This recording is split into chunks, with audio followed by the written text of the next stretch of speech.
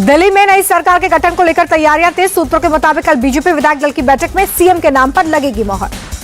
18 फरवरी की शाम को शपथ ले सकती है दिल्ली की नई सरकार। सूत्रों के मुताबिक शपथ ग्रहण समारोह बहुत बड़ा और भव्य नहीं होगा।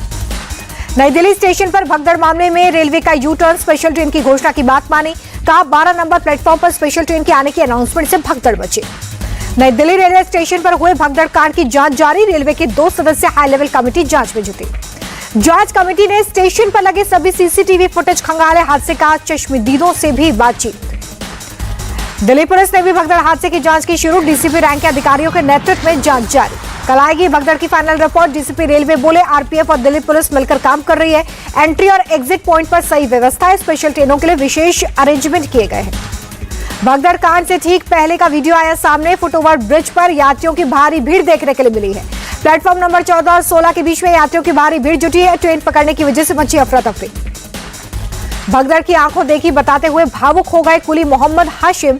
कहा वो बहुत बुरा समय था, लोग जहां तहां गिरे थे, हमने कई बच्चों की जिंदगी बचाई।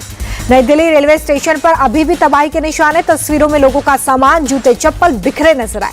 गृह मंत्री अमित शाह से मिले रेल मंत्री अश्विनी वैष्णव। नई दिल्ली स्टेशन पर मची भगदड़ की पूरी जानकारी ली। मृतकों के परिजनों को 10-10 लाख रुपए की आर्थिक मदद का भरोसा।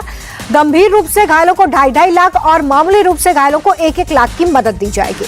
भगदड़ में सबसे ज्यादा बिहार के 9 लोगों की जान चली गई है। नीतीश कुमार ने मृतकों के परिजनों के लिए 2-2 लाख के मुआवजे का ऐलान किया। घायलों को 50,000 रुपए की मदद। भगदड़ में बिहार के समस्तीपुर के एक ही परिवार के 3 लोगों की मौत हो गई है। रिश्तेदारों ने 4 से 5 दिन पहले दिल्ली जाने की बात कही थी। वो कुंभ जा रहे थे, इस बात की पुष्टि की। पत्नी की तलाश में एलएनजेपी अस्पताल के मरचुरी पहुंचा पति। कहा ट्रेन से महाकुंभ जा रही थी पत्नी, कल से लापता। साथ में 4 से 5 और लोग थे, उनसे भी संपर्क नहीं हो पा रहा है। राहुल गांधी बोले ये घटना रेलवे की नाकामी और सरकार की असंवेदनशीलता को उजागर करती है। महाकुंभ के मद्देनजर स्टेशन पर बेहतर इंतजाम होने चाहिए थे। भगदड़ को लेकर सियासत शुरू हो गई है। कांग्रेस अध्यक्ष मल्लिकार्जुन खड़गे का सरकार पर हमला। बोले भगदड़ का सच छुपा रही है सरकार। कांग्रेस ने रेल मंत्री अश्विनी वैष्णव का इस्तीफा मांगा। ट्वीट कर लिखा कुप्रबंधन की वजह से भगदड़ मची है, रेल मंत्री इस्तीफा दें और देश से माफी मांगे। हादसे पर आरजेडी प्रमुख लालू यादव का बयान। रेलवे के कुप्रबंधन से हादसा हुआ, रेल मंत्री हादसे की जिम्मेदारी ले। नई दिल्ली स्टेशन हादसे को लेकर तेजस्वी यादव का केंद्र सरकार पर अटैक। बोले सरकार ने कोई व्यवस्था नहीं की, पूरा देश जानना चाहता है इन मौतों का जिम्मेदार कौन है। तेजस्वी बोले कि सरकार सिर्फ पीआर में लगी है, इंतजाम केवल वीवीआईपी टेंट तक ही सीमित है। मरने वालों में बिहार के सबसे ज्यादा लोग हैं, लेकिन बिहार सरकार को कोई लेना देना नहीं है।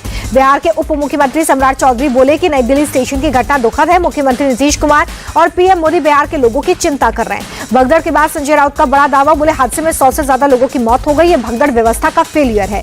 नई दिल्ली स्टेशन हादसे पर जेडीयू सांसद संजय कुमार झा बोले हादसा अत्यंत दुखद, इस घटना पर राजनीति नहीं, जांच होनी चाहिए। पटना स्टेशन पर भी प्रयागराज महाकुंभ जाने वालों की भारी भीड़ है। ट्रेन के लिए घंटों इंतजार कर रहे हैं लोग। खचाखच भीड़ से हालात बिगड़ने का डर। दिल्ली हादसे के बाद पटना में अलर्ट जारी किया गया। आरपीएफ इंस्पेक्टर सुशील कुमार बोले हम अपने स्तर पर घोषणाएं कर रहे हैं, पूरा अमला अलग अलग प्लेटफॉर्म्स पर मौजूद है। कानपुर से भी प्रयागराज महाकुंभ जाने के लिए भारी भीड़। ट्रेन आते ही चढ़ने के लिए लोग दौड़ रहे हैं। लखनऊ स्टेशन पर लोगों की भारी भीड़ है। प्रयागराज जाने वाली ट्रेनों के इंतजार में पूरा स्टेशन खचाखच भरा। मुंबई में न्यू इंडिया कोऑपरेटिव बैंक घोटाले में गिरफ्तारी का सिलसिला जारी। ईओडब्ल्यू ने एक और आरोपी को पकड़ा। कल बैंक के पूर्व जीएम को अरेस्ट किया था। हितेश मेहता और धर्मेश की कोर्ट में पेशी हुई है। अदालत ने दोनों आरोपियों को 21 फरवरी तक पुलिस हिरासत में भेज दिया है। अमेरिका से रिपोर्ट गुजरात के अवैध भारतीय अप्रवासी अहमदाबाद पहुंचे हैं। कल देर रात अमृतसर छोड़ा गया था। हाथरस में सराफा कारोबारी से लूटपाट के मामले में गिरफ्तारी। मुठभेड़ के बाद पुलिस ने 4 आरोपियों को पकड़ा।